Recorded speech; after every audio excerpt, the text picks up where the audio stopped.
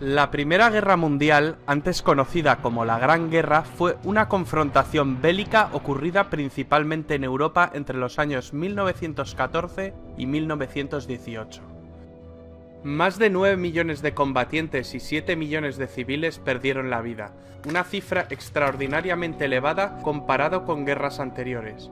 Estas cifras son tan elevadas, entre otras cosas, por los avances tecnológicos e industriales de los beligerantes. En la Gran Guerra se vieron involucradas todas las grandes potencias industriales y militares de la época. Antecedentes.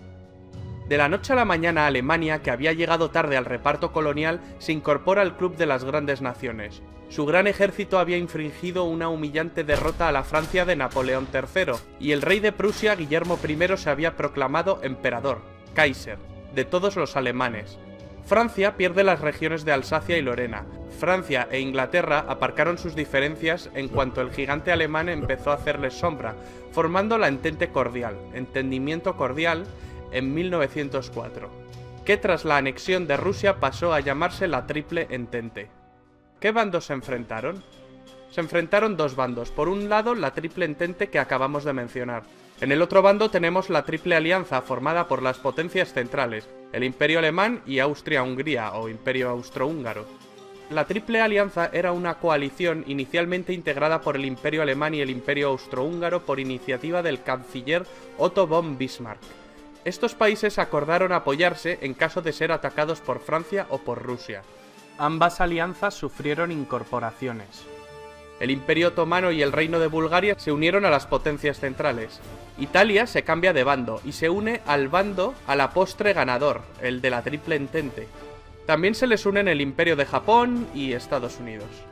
¿Cuál fue el detonante? El imperialismo y el colonialismo que venían desarrollando desde hacía décadas las potencias involucradas fue la principal causa subyacente. Pero la chispa que desató el conflicto se encendió el 28 de junio de 1914 en Sarajevo, con el asesinato del archiduque Francisco Fernando de Austria y su esposa.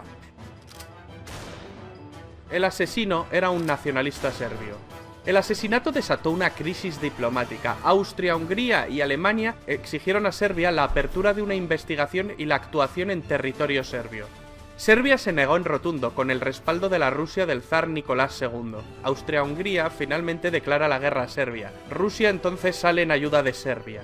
Más tarde Alemania mueve ficha y declara la guerra a Rusia y a Francia, e invade Bélgica.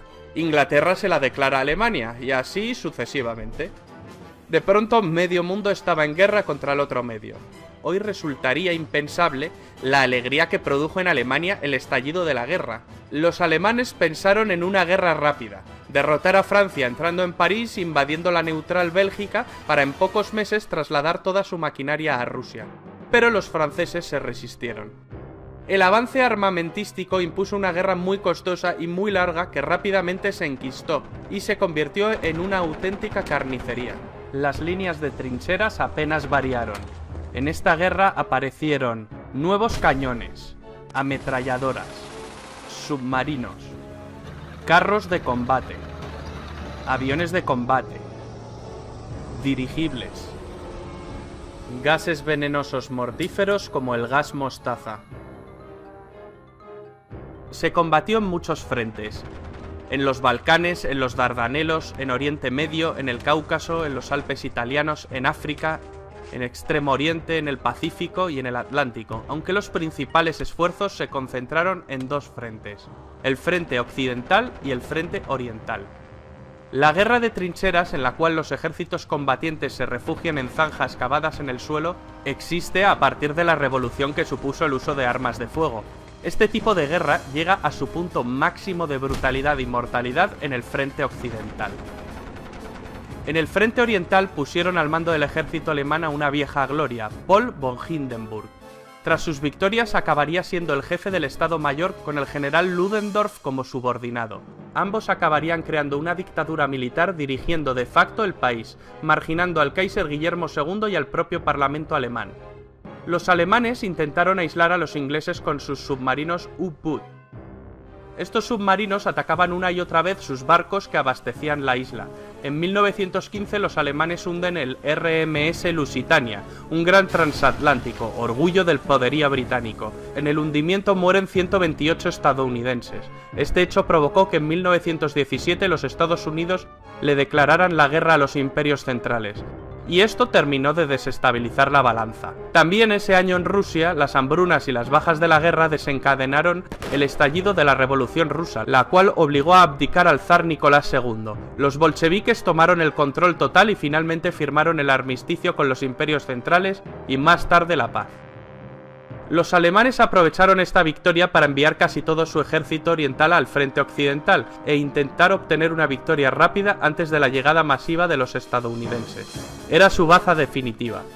Pero mal alimentadas y cansadas, las tropas alemanas no pudieron resistir la contraofensiva de Foch y fallan frente al objetivo final, París, quedando a 120 kilómetros de la capital gala. El general Foch comanda sus tropas francesas y estadounidenses hacia la victoria, en la segunda batalla del Marne. Los primeros tanques británicos entraron en combate y la superioridad aérea aliada fue evidente. Los italianos también derrotaron a los austrohúngaros. Ludendorff y Hindenburg son partidarios de la capitulación inmediata, pues creen que el frente se derrumbará en cualquier momento. Tropas estadounidenses de repuesto no paran de desembarcar e incluso Italia se prepara para enviar un contingente a Francia. Alemania y las potencias centrales sobre el papel habían perdido la guerra. El presidente norteamericano Wilson proclama que Estados Unidos solo negociará con un gobierno alemán democrático. Tras una revolución obrera en Berlín, el Kaiser huye a Holanda. Es el fin de los Kaisers alemanes. Tras el Tratado de Versalles, Alemania sufrirá humillantes sanciones que avivaron el odio alemán hacia los vencedores. Los franceses fueron los más vehementes en cuanto a las represalias contra Alemania. El tratado acabaría propiciando el ascenso de Hitler y, por tanto, la Segunda Guerra Mundial.